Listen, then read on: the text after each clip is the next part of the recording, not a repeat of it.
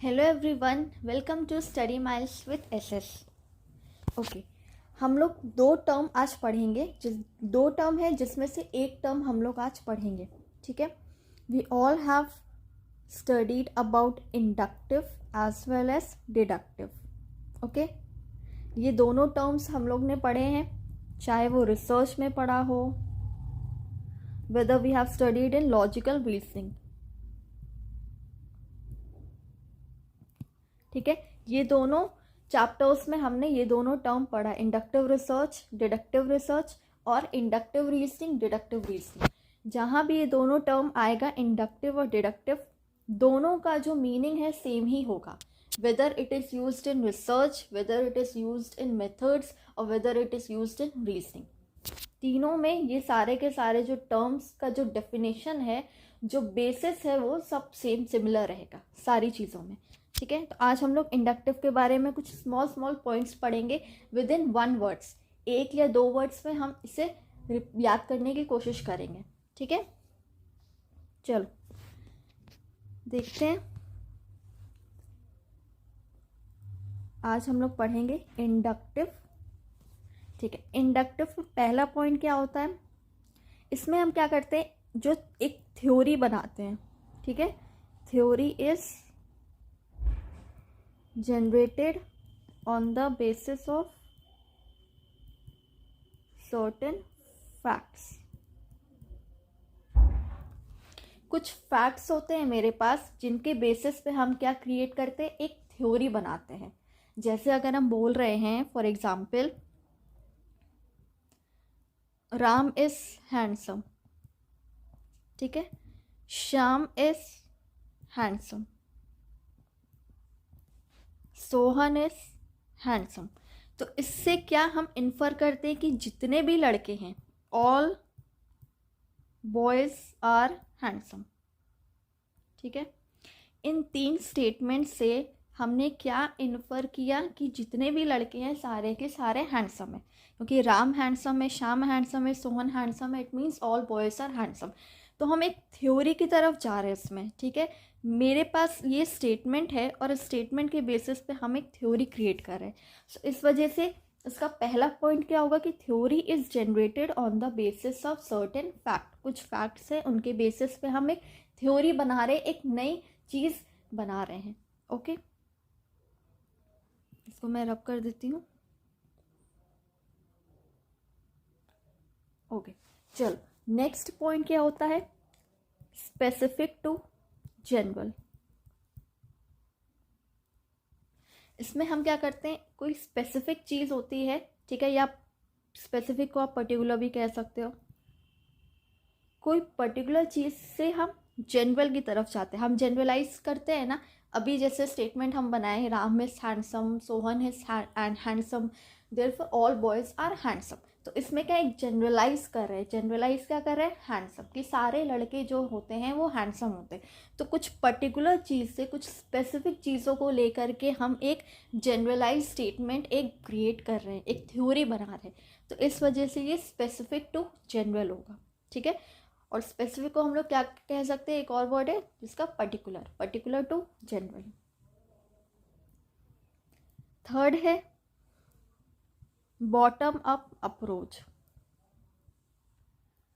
Obviously ये bottom up approach है, क्योंकि थ्योरी मेरी कहाँ ऊपर आके बनती है, हम कुछ स्टेटमेंट्स बनाते हैं और उसके बेसिस पे थ्योरी क्रिएट होती है। तो इस वजह से ये क्या हो जाता है, बॉटम अप अप्रोच हो जाता है। चलो नेक्स्ट है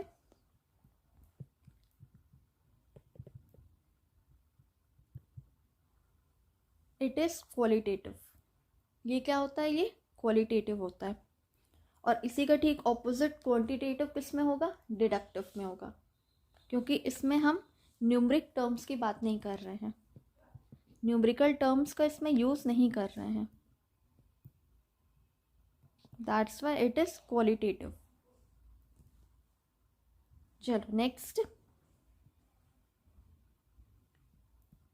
and again if this is qualitative, तो हमारे साथ एक और वर्ड क्या आता है, दैट इज सब्जेक्टिव। क्योंकि जहाँ भी क्वालिटी की बात करेंगे, नॉन न्यूमरिक टर्म की बात करेंगे, वहाँ पे वो सब्जेक्टिव होगा ही होगा। तो क्वालिटेटिव के साथ साथ ही सब्जेक्टिव चलता है। नेक्स्ट है, इसमें हम प्रेमाइसेस से कंक्लूजन की तरफ जाते हैं, ठीक है। जैसे कि थ्योरी क्रिएट करते, कुछ इन्फर करते हैं, कुछ कंक्लूड करते हैं, इसीलिए प्रेमाइसेस टू कंक्लूजन ये जाएगा, ठीक है। प्रेमाइसेस से कंक्लूजन की तरफ आते हैं। देन नेक्स्ट है post positivistic approach.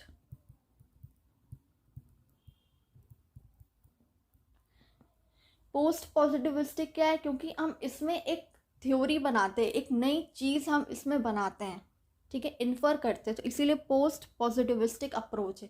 Qualitative approach जो होता है वो पोस्ट पॉजिटिविस्टिक अप्रोच होता है, ठीक है। चलो नेक्स्ट है फिर पार्ट 2 होल। ऑब्वियस है, इसमें छोटी छोटी चीज़ों को लेकर के हम एक नई चीज़ जनरेट करते हैं, इस वजह से ये पार्ट 2 होल है, और you can say specific to general. Next uniformity.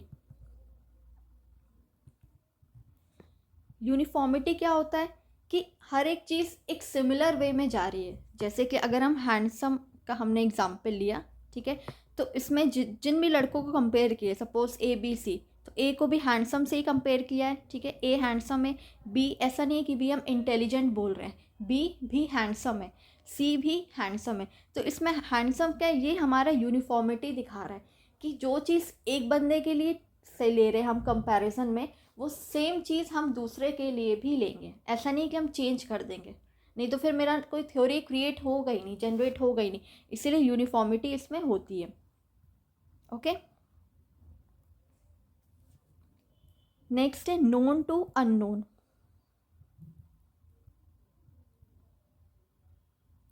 Known fact क्या है, जैसे राम हैंडसम है, श्याम हैंडसम है, सोहन हैंडसम है, इससे एक अननोन चीज़ निकल के आती है कि अच्छा अगर ये तीनों हैंडसम है इसका मतलब कि सारे लड़के ही हैंडसम होंगे।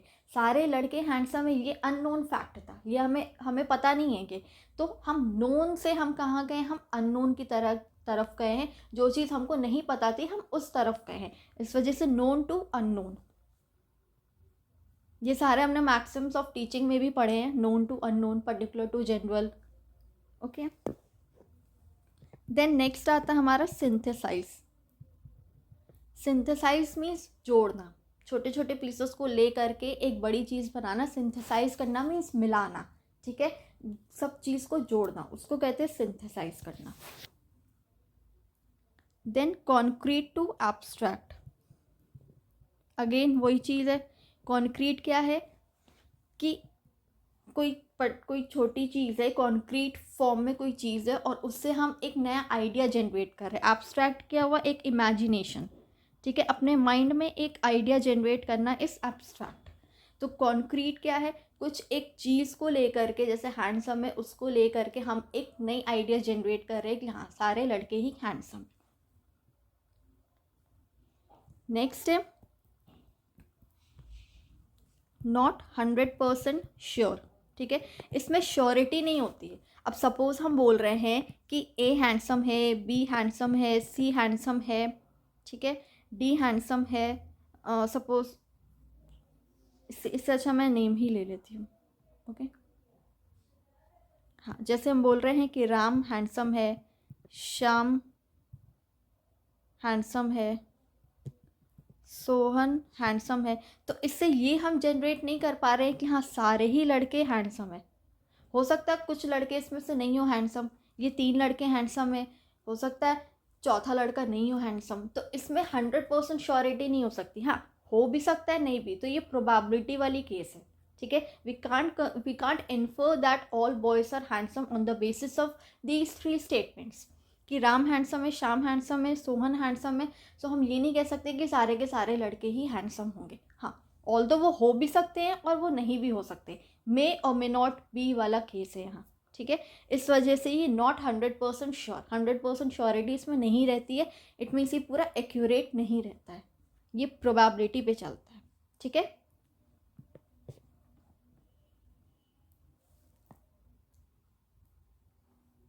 चलो नेक्स्ट है अनस्ट्रक्चर्ड रहता है, कोई प्रॉपर स्ट्रक्चर इसका नहीं क्रिएट होता है, स्ट्रक्चर किस में हम बनाते हैं, हम क्वांटिटेटिव में हम स्ट्रक्चर्ड बनाते हैं, ठीक है। न्यूमरिक टर्म्स आप स्ट्रक्चर लेके बनाते हो, बट जो क्वालिटेटिव जो चीज़ें थी वो अनस्ट्रक्चर रहती, मीन्स ऊपर नीचे वो हो सकती हैं। अगर हम राम को ऊपर लिख दें, ठीक है, और श्याम को नीचे लिख दें, यहाँ पे हम सोहन को ऊपर लिख दें, राम को नीचे लिख दें, तो क्या कोई फ़र्क पड़ेगा? नहीं है। तो ये हैंडसम के ही उसमें कैटेगरी में जा रहे हैं, तो इस वजह से क्या होता है, ये अनस्ट्रक्चर्ड होता है, ये स्ट्रक्चर्ड वे में नहीं होता है।